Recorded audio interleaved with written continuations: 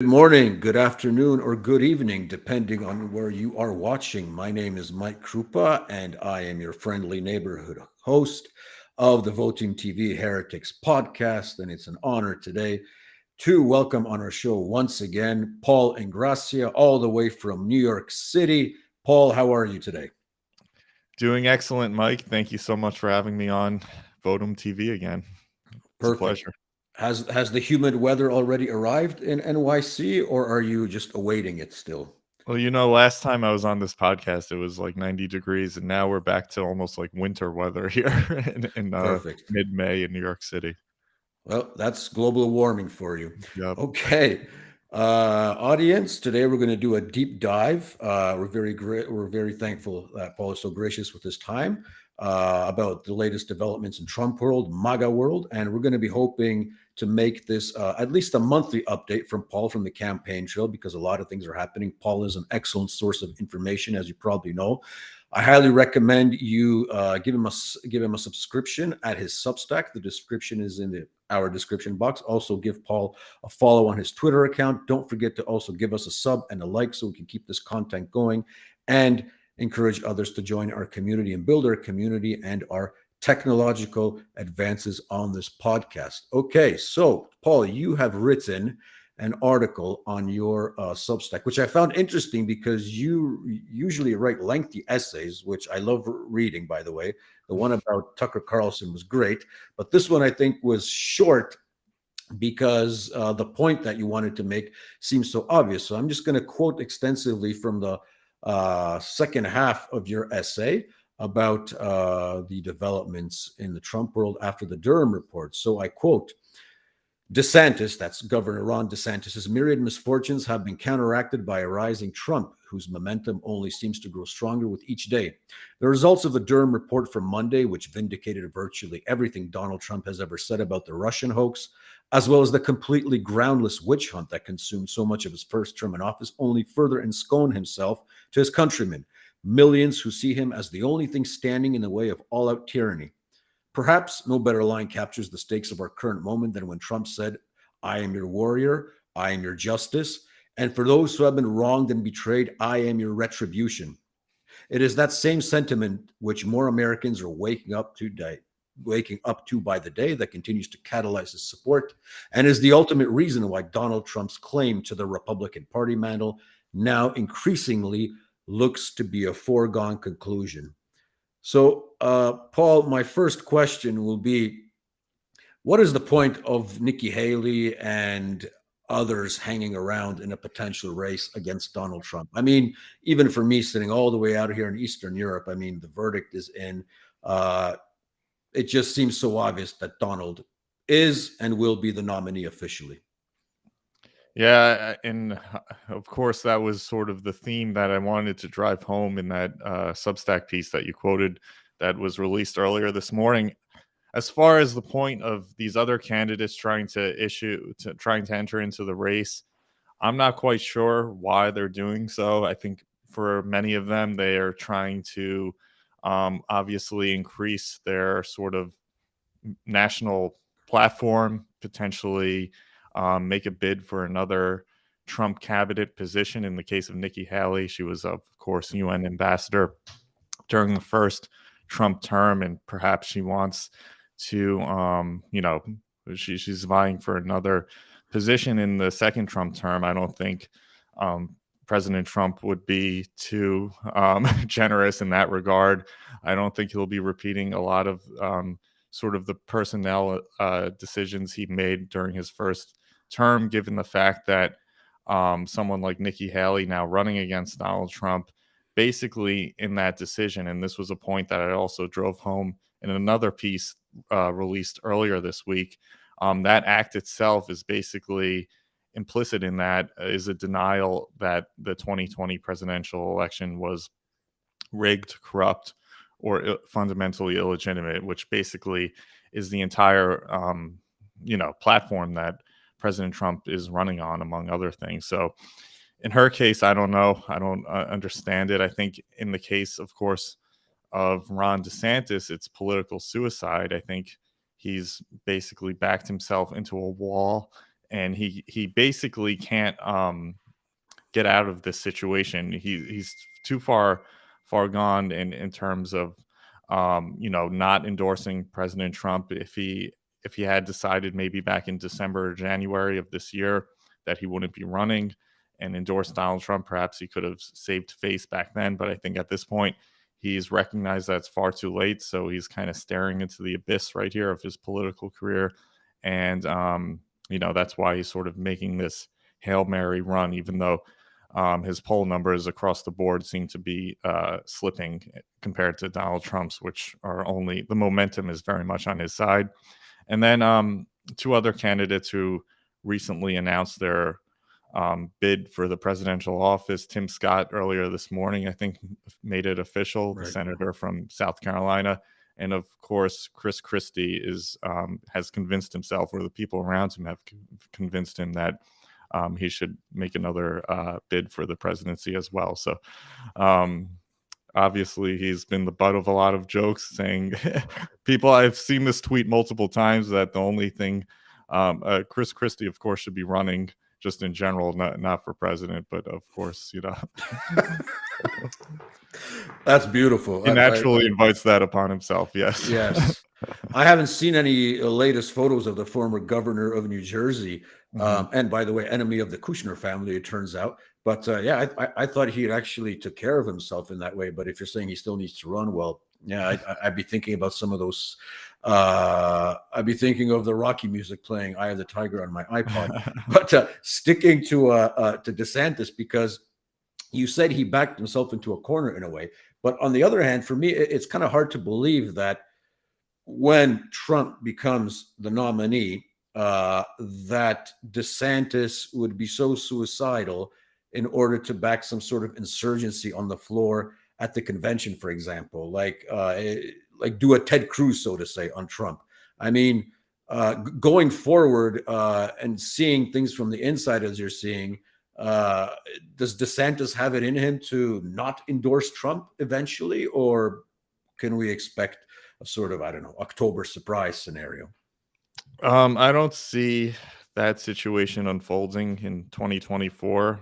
Back in 2016, your viewers may recall, obviously, first of all, Donald Trump had not been president yet. He was still unproven in many ways, even though he had been, the front runner for most of the primary process. But he did lose the first Iowa caucus, I believe, Right. to Rand Paul in 2016. And as late as like October of that year, he and Ben Carson were like head to head in the polls. I think Ben Carson may have actually eclipsed him by a week or two in October of 2015.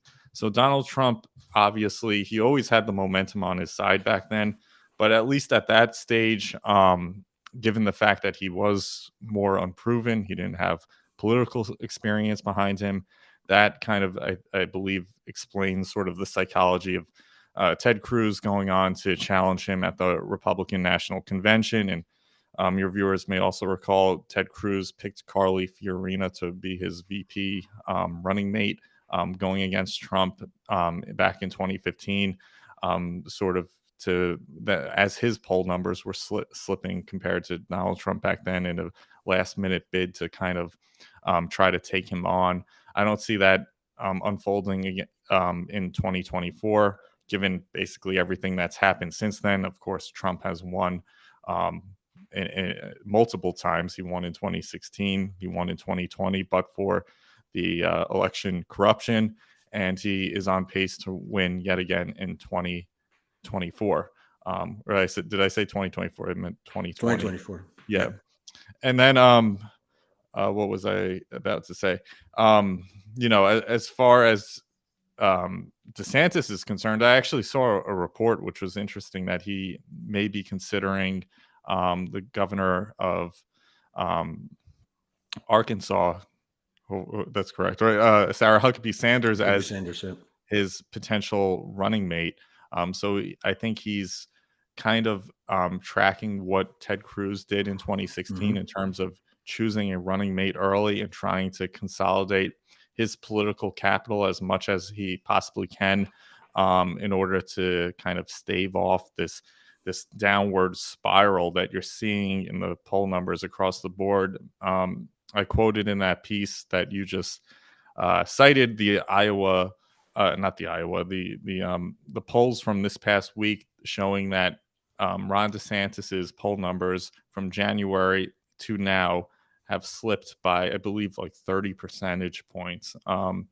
So now he's polling in the teens right now for in many cases, and these are by polling companies that are quite friendly to Ron DeSantis overall, and most polling companies are pretty hostile to Donald Trump. So, it doesn't look good for DeSantis. Time Magazine ran a piece this week, basically trying to hype up the DeSantis campaign in anticipation of his official announcement, which is said to take place in Miami next week. So it seems like he is going through with this shadow presidential campaign that he's been running over the past, period of time. It's really taken off over the past 4 or 5 months, but he's been in the works for probably over a year now. That seems to be, the case that he'll officially be declaring. And so they're trying to manufacture momentum around DeSantis with this media campaign. But even among the mainstream media, even among Fox News, which and the Murdoch family owned publications in the Wall Street Journal and New York Post, even the enthusiasm there appears to be waning for Ron DeSantis. So we will see how this unfolds over the next couple of weeks, especially next week when DeSantis formally declares. I don't think he's going to, receive any sort of bump in the polls just because he officially declared. I think he anticipates he will, but Donald Trump has all the momentum on his side at this stage. Well, the term Miami Vice will take on a whole new meaning next week, I think. Yeah, I prefer the original. It seems it's an interesting development if DeSantis is actually considering Sarah Huckabee Sanders, because that would be in and of itself another case of just like pure treachery. I mean, one and the other deserves everything they got thanks to Trump, their whole fame. DeSantis, especially his political position and the ease with which, and I'm abstracting whatever one can think of Trump, but I mean, I think a sense of loyalty, of basic loyalty and of basic decency and of gratitude has evaporated, and I would say on the Western international scene in general, in the sense that morality has been so shallow that loyalty is basically a thing of the past of some old timers, for example, because I mean, as I said, whatever one can think of Donald Trump, you are where you are thanks to Donald Trump. So at least for the next 4 years, you shut up, right? And then after 4 years, go at him again, right? But I mean, it's I'm from what I'm seeing, and we had this discussion yesterday with Colonel McGregor on my podcast, that a lot of this is being motivated by the money that's coming into the campaigns, and the fact that the donors are lining up behind DeSantis, the fact that he did that flip-flop on Ukraine, where he made a very rational statement at first, only then to about 2 weeks later said, no, actually, Putin's a dictator, we got to kick his ass and so on. So as I said, in a way, the only person standing with this principle in mind, from what I'm seeing, we can compare him to the catechon from the letter of St. Paul. The loyalty taken straight out of New York would be Donald Trump. So my next question is, if so many of his former loyalists are gone, what institutions as of today, think tanks, groups, are closely advising 45? Or is he still going on a gut feeling candidate type approach? Are there any shadow cabinets around him that you're seeing that are advising him on policy? And are they made up of people who've actually proven their fealty to MAGA and to the man himself? This is an interesting question, and you apart from yourself, of course. Apart from yourself, Paul. Right. And I'm actually not officially involved with the Trump campaign in any official capacity, just to make that clear for your audiences. But as far as a think tank or any sort of shadow. I don't want to sound too conspiratorial with that term, but any sort of like advisory council who is loyal to the president and who is trying to assist him with policy proposals, decisions, plans for the inevitable Trump term in 2024. I'm not too sure if there really is anything um, that organized or that sort of established that is assisting him at this point in time.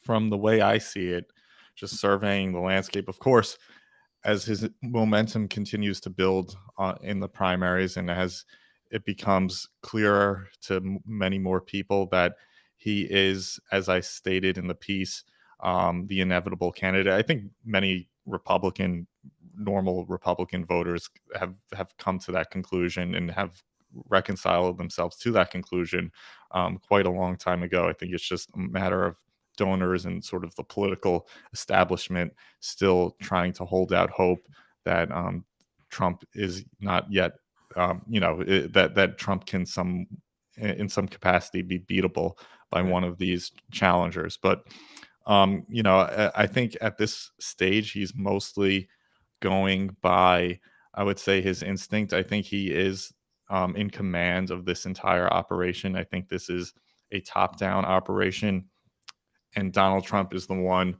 fully in charge. And I think that's reflected in the policy statements he puts out, in the rhetoric, in his rhetoric at rallies, and what he's been saying.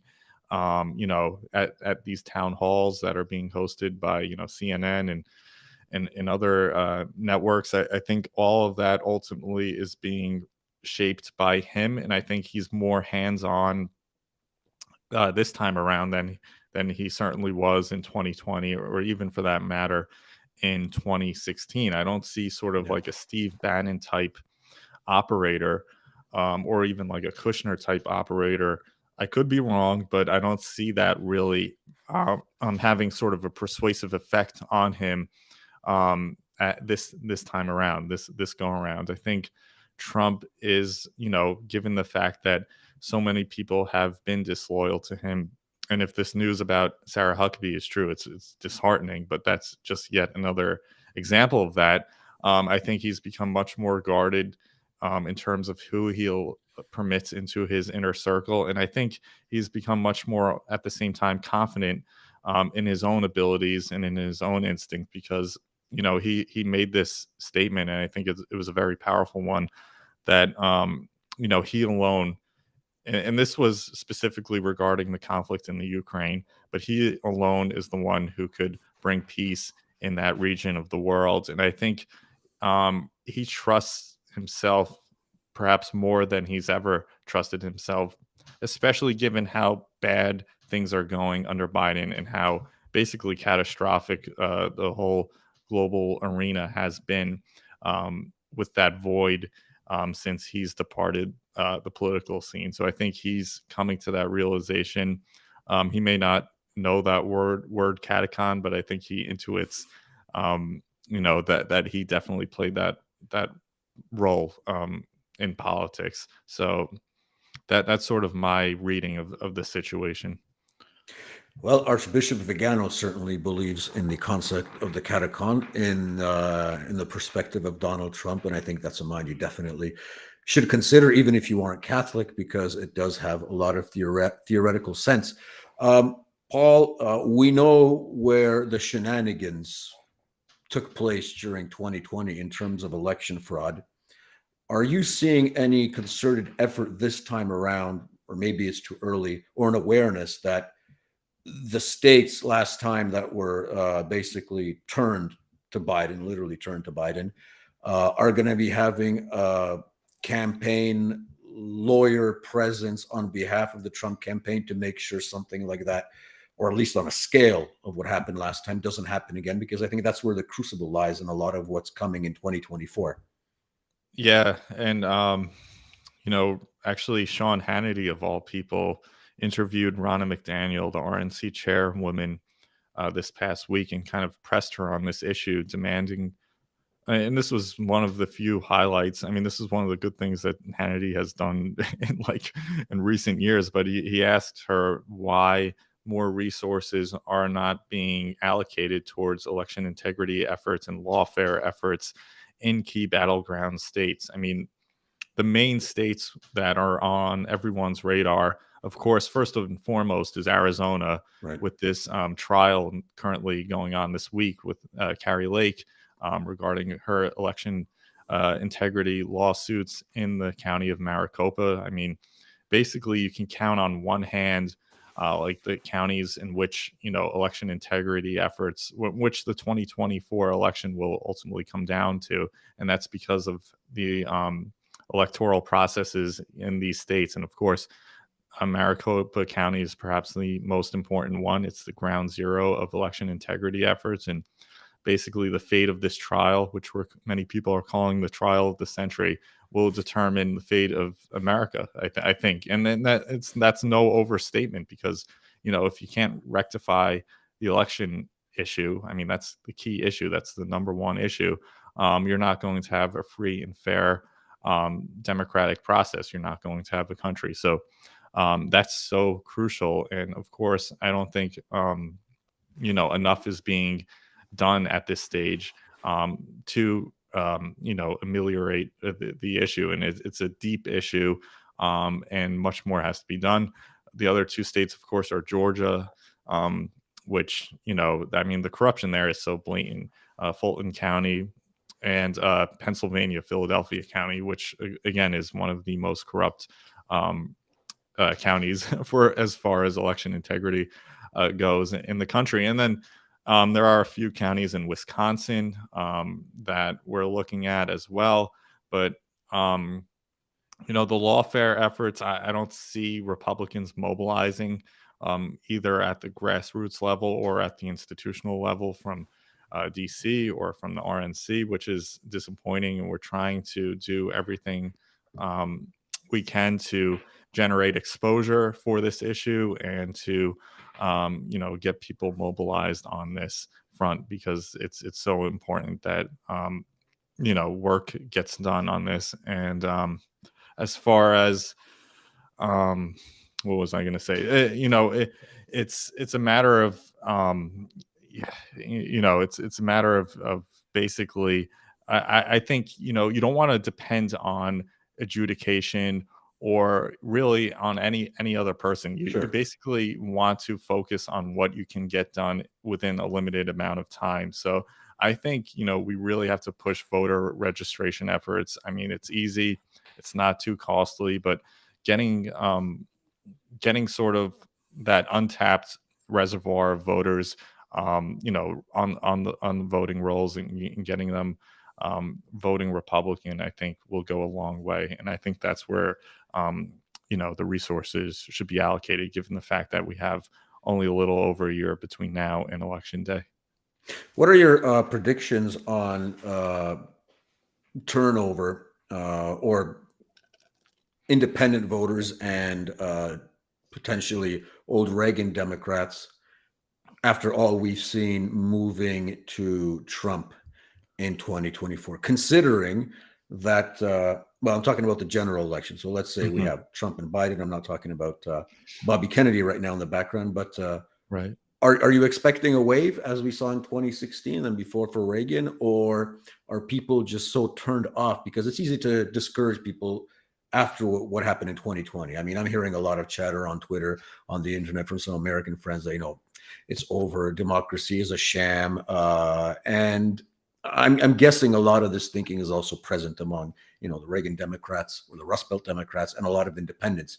What are you hearing? What are you predicting in terms of getting those people, that crucial element of the electorate, to Trump in 2024? Well, if people are turned off, it wouldn't be because of anything Trump has said or done. It's because they're losing trust and faith in the system, which is totally understandable. I mean, if you can't correct the election integrity issue, it leads to apathy, voter apathy, which is well founded. So I think to the extent not enough is being done to correct voter registration efforts and vote and election integrity efforts in those key counties that I just talked about, I think it's merited why people might be this might be sad about the process. That being said, however, I believe Trump has more than enough voters sort of locked in the bag at this point. I don't think it's a matter of extending his outreach. I mean, when even in 2020, given everything else that went on, he won more votes. He managed to increase the amount of supporters by, I believe, well over 10 million. I believe it was over 10 million from 2016 to 2020, and he received, of course, more votes than any sitting president in the history of the United States. So, as far as there's no shortage in terms of he's voters. He has a large enough constituency. It's not like he has to win over Right. this which I consider like a fiction, a political fiction, like the suburban women vote. This is just something that people say in order to get people to moderate their rhetoric and their policies. It's nonsense. I think Trump totally has enough voters in the bag. I just think it's a matter of course, the first order principle, which is correcting the elections. Now, even in 2020, though, if you look at it, if you break it down, if you accept sort of the turnout and the results of that election just on face value, even though we know it's rigged, he still lost by less than 50,000 votes Right. across like 3 states. And you could boil those 3 states down to like Georgia, Pennsylvania, and Arizona. So um but Ron DeSantis, to his credit, he managed to register well over 100,000 voters, new Republican voters within the state of Florida, um, during his term, during his time as governor of that state. So, um, you know, I think Republicans should have it as their goal to register at least 100,000 more voters between, now and election day. I think that's certainly doable to kind of offset, whatever rigging might ultimately, Yeah. whatever they might be doing, whatever the Democrats might pull up their sleeves, might be planning to yet again steal another election. So, it's still a very narrow margin that Trump lost by, given the rigging and given the corruption. And I think that's where ultimately our efforts should be focused on. Well, DeSantis might just find he has a new vocation if he's good at registering voters. I think that's another way of redeeming himself with the man who helped him put him where he is. Mhm. I want to move to the media angle because since we talked last, Tucker Carlson has obviously been booted from Fox News. He will be most likely launching a media project in collaboration with Twitter. So I'm saying with the blessing of Elon Musk, but we still don't know the details. But in light of the fact that it was CNN that organized the latest town hall with Donald Trump, is it fair to say that we're going to be seeing general warfare between Donald Trump and Fox News going forward? Yeah, I think so. I think at this point there really is no difference between Fox News, CNN, or even MSNBC. I mean, some ways CNN is actually airing more Trump rallies, Trump speeches, Trump campaign events than even Fox News. Although Trump was supposed to do an Iowa rally this past weekend that was canceled due to Right. tornadoes, and Fox News kind of made a last minute decision to cover Donald Trump on that rally. So I think they're coming around to the fact that in order to save their declining ratings, I mean, their ratings have basically tanked since Tucker Carlson was forced out at Fox News. We could talk a little bit more about that if you want to, but since then, they're trying to obviously reclaim that audience that's basically going to Rumble, going to other platforms, going to podcasts like this, because there's obviously, they basically lost the trust of their audience. I mean, in 2020, most people stopped watching Fox due to due to the fact that they prematurely called Arizona in that race, and then basically the Tucker Carlson firing was the sort of the straw that broke the camel's back. So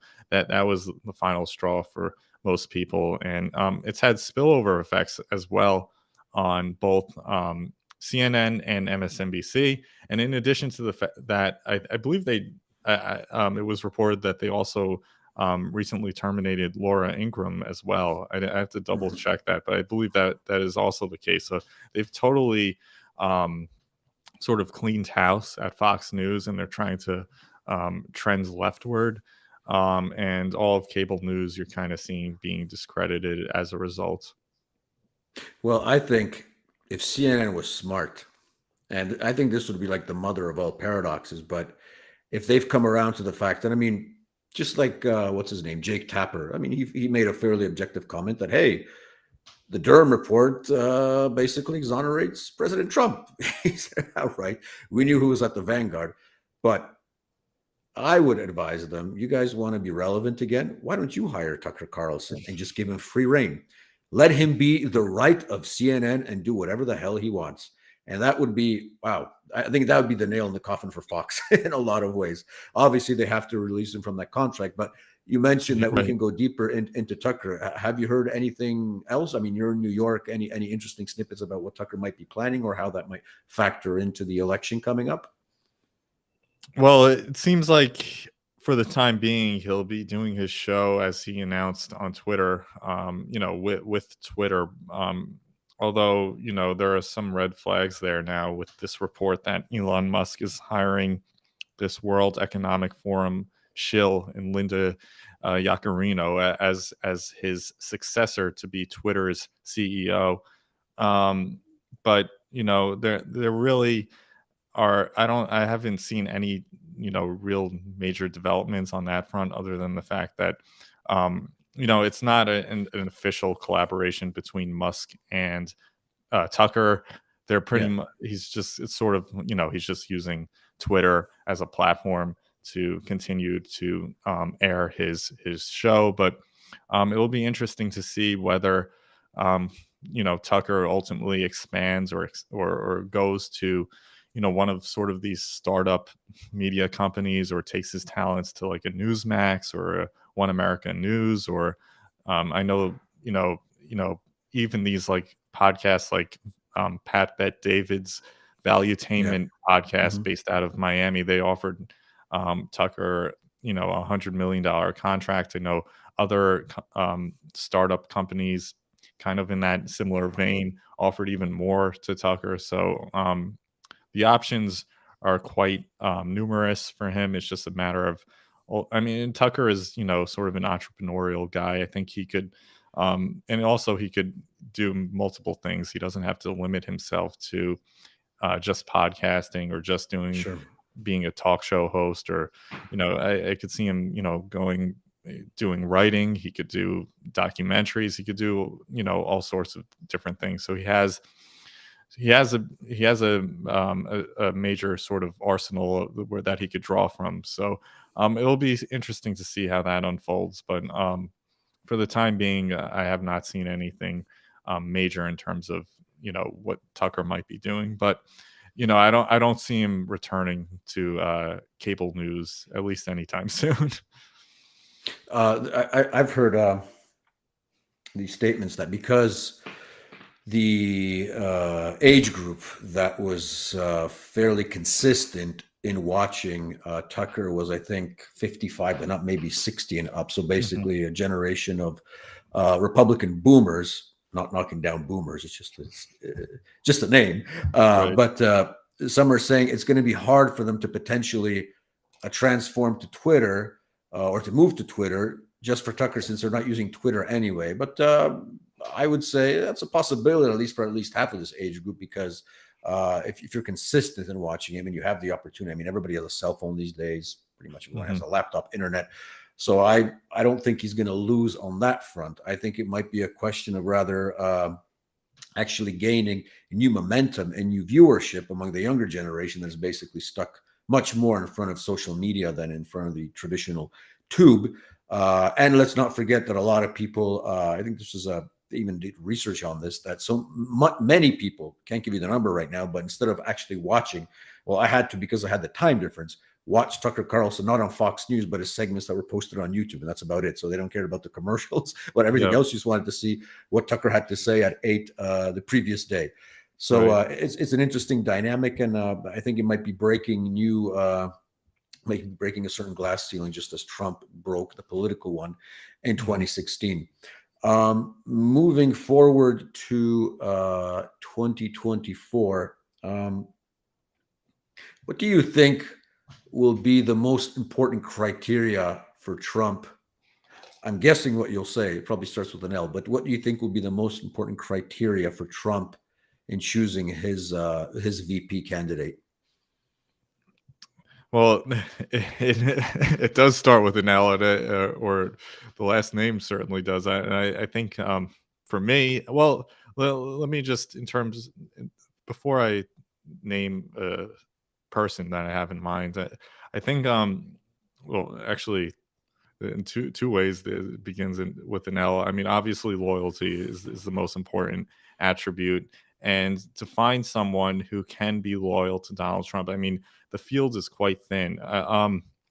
This is actually going to be the subject of the next article I'm working on. But I think, for me personally, from what I see, I think he should lean towards potentially picking Carrie Lake as his VP candidate. I think, as of this point, she's the clear favorite, and that's for a few reasons. Number one, first of all, she comes from Arizona, which is a key battleground state. It's potentially the most important battleground state, maybe behind only Pennsylvania, in terms of winning 2024. Number two is the fact that, well, she's a likable woman. She's loyal to President Trump. She certainly is loyal to President Trump in a way that very few, if anyone else, is. And she's attractive. She has that media star power behind her. Right. She has that, she's very good on camera. She was obviously trained. She's been in media for decades, I believe 20 years, as a journalist, as a reporter, as a commentator, and she's been on the campaign circuit for the past over a year now. And she's definitely very good in front of the camera, and she kind of is sort of the female complement to Donald Trump in that regard. And number three is the fact that she's invested in this election integrity issue more than anyone. Only Donald Trump. I mean, really, she's the only other person besides Donald Trump who's had an election, I think, clearly stolen for her, and she's gotten into the weeds of the legal process at a level more than anyone else. So I think that's key, and I think it's the fact that she has no political experience under her belt.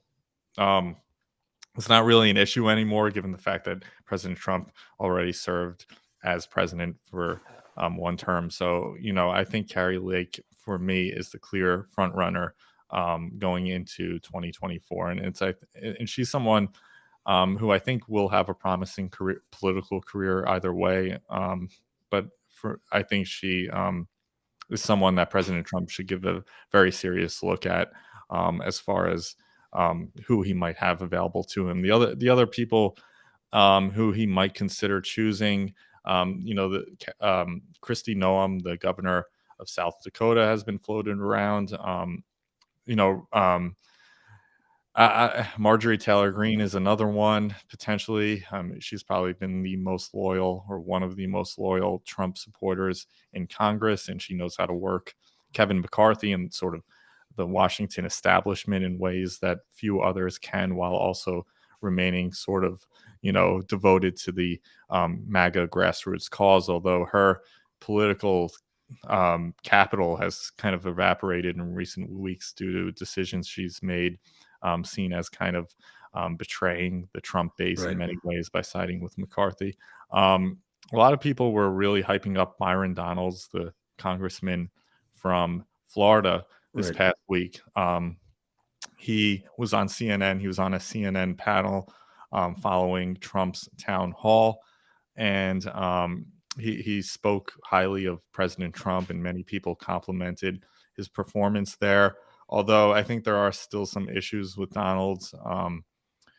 his record on criminal justice reform isn't that great, especially at a time in which criminal crime rates are at historic highs across the city. I don't think having that record is particularly is good at all on the campaign trail. I think people are looking for very tough on crime, tough on immigration type policies. And another thing is, he still is indebted. Byron's is very much indebted to the political establishment. People were questioning whether he would be endorsing DeSantis just a couple of Yeah. months ago. So he's not someone who, I think he's a good guy. I think he has a promising career ahead, but I think I don't I don't think his CNN sort of performance should be read as a potential VP bid. I think maybe he's more positioning himself to potentially be the successor of Ron DeSantis and run for governor of the state of Florida down the line. But I don't see him as being a viable option for the vice presidential post, although many people disagree with that. A lot of people. I ran a poll on my Twitter account, and he one of the four choices that I put there. And those four were Donald's, Marjorie Taylor Greene, Carrie Lake finished in second, closely behind Donald's, and the fourth one, I believe it was Kristi Noem, although I may be mistaken there. Matt Gaetz is another person who people are floating as well, but that remains to be seen. I think he would probably be the second best choice, outside of second to Carrie Lake, although we'll see how that goes, because he also is from the state of Florida, so Yeah. there might be an issue of there is a constitutional issue of having two Floridians on the same ticket. Although I think people make more of that than the problem really is. I think Trump could kind of just change his address to New Jersey or New York if necessary. Or Scotland. Yeah. Yeah. Well, that's interesting because I would agree with Carrie Lake. That Right. was an obvious one that came to mind also, because right now, when you had the list that you had to check whether you were a pure conservative, you had the pro-life issue, you had foreign policy, you had taxes, and so on. And right now, I think one of the things that you have to check off, and it might sound demeaning to some, but it does give a clue as to where you stand on a crucial issue, is what do you think of 2020? Was it stolen or not? Right? I mean, just come out and say it. So yeah, Carrie Lake checks all those off. But my three favorites that I was thinking that maybe Donald could potentially have as assets in the vice president's office would be J.D. Vance, hillbilly elegy, Jim Jordan, or Josh Hawley. Now, on the other hand, it would be hard to see these guys not doing the great work they're doing right now in Congress. All firebrands are really kicking ass, so to say. Yeah. Gaetz, I would admit, it would probably be best if he, at least at this point, given his fairly young age, still being the maverick that he is in Congress.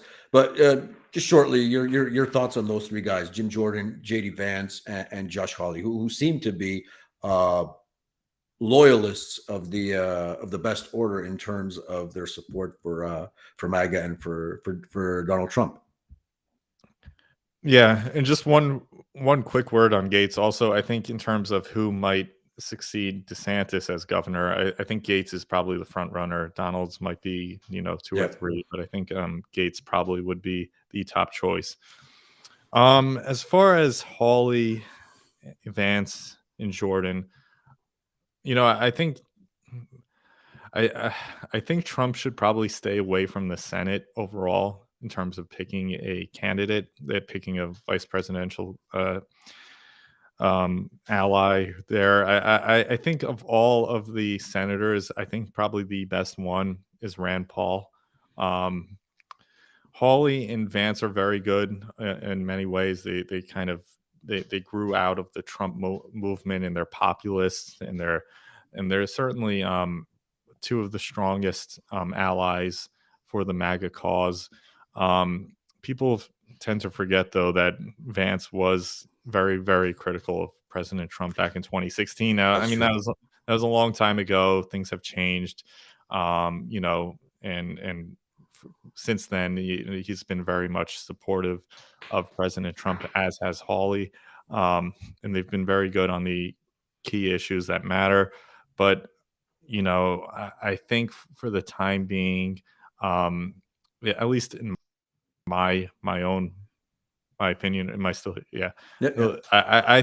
I think he should stay away from the Senate overall. I don't quite trust that body. I think if he's going to choose someone out of Congress, I think he should go to the House of Representatives. I think they've proven to be much more loyal, and not just, you know, policy is one thing, but actually being outspoken, out there, constantly raising the issues, whether it's on Twitter or, you know, Marjorie Taylor Greene, to her credit, was down here at the courthouse last month, you know, at the indictment proceeding with Alvin Bragg here in Lower Manhattan.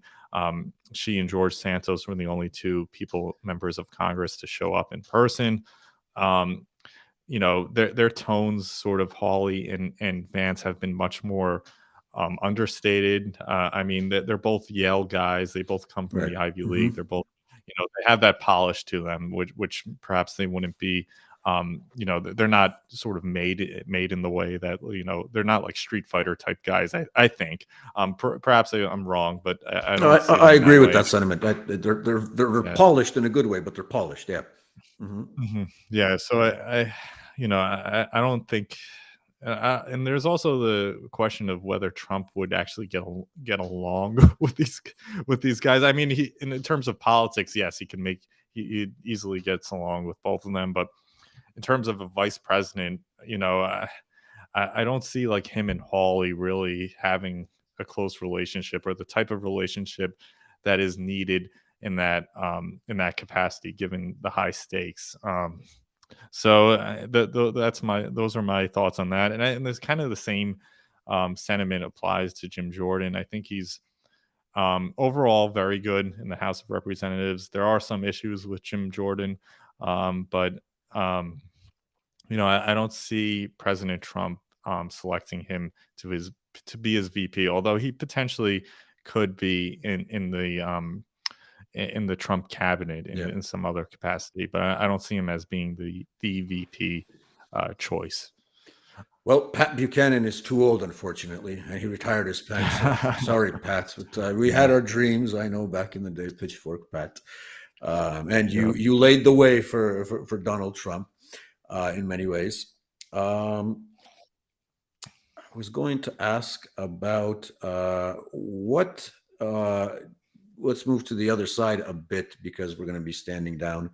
Trump's going to be standing down the Democrats, but is it your feeling right now, or your sense, that the Democrats really are convinced that it's going to be Biden being the official candidate, or are you hearing anything about a potential surprise candidate in the waiting?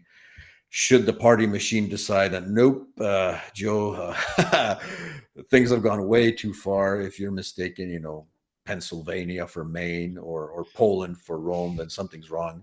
And it can't be Mhm. Kamala. And it can't be Kamala. Are you seeing anyone in between? So some of the hush talk maybe being considered. Well, it's funny. Eric Adams thinks he's trying to now sort Oh, of pivot really? as the mayor of New Yeah. York City. You know, he and the Biden administration have gotten into. I mean, the illegal crisis, the illegal immigration crisis, has gotten to be so unmanageable. They're shipping them here into New York City, and then Adams is now actually shipping them out to Long Island, and shipping them upstate New York, and kind of really, I don't know how deep the conflict is, but he's gotten away from the Biden administration in many ways. I mean, as recently as January, it was reported that Biden was considering replacing Kamala with Eric Adams. Although now I don't think uh, Biden and Mayor Adams are much in talks anymore about either Yeah. replacing Kamala, or really on any sort of policy front. Um, as far as someone who might replace Biden, I think always um, Gavin Newsom has been like the top name always sort of mentioned. Although he did endorse Biden, and he's said that he has no plans for running for president in 2024. If Biden were to somehow not make it to 2024 due to an incapacity or some other reason, maybe he's impeached and removed from office. And there were articles of impeachment Right. just filed again, or at least brought to the House floor by Marjorie Taylor Greene this past week against Biden. I think the Democrats wouldn't be able to organize themselves. I think they may want to think that they're teeing up someone like Gavin Newsom, but I think in reality there would be major chaos, and I don't know if there would be like a clear front runner. I don't see that really happening. Right. But I don't know. We'll see. It'll be interesting to see. I don't think they're really organized for that sort of like emergency scenario if that were to occur. Right. Plus, you have still RFK Jr. in the entire background, which makes the entire. Oh, Right. My lights just almost went out. Thank you, National Security Agency. Hopefully not. Okay, Paul, thank you very much for your time. I hope we can do this again next month during our update, or if you have any other information fresh from the field, we can organize a program almost on the fly if new updates and developments come in. It was great talking to you again. Enjoy that New York weather. And once again, guys, give Paul a sub on his Substack. The address is in the description box. Make sure to give him a follow on Twitter. And make sure to hit that like button on Votum TV and give us a sub also. It helps us expand and build up our network and to provide you with such great content and rational content as we had today from the States and not only. So everyone, have a good day. Have a good night. Take care. God bless and see you soon. Thank you, Paul. Thank you. God bless you, Mike. Thank you.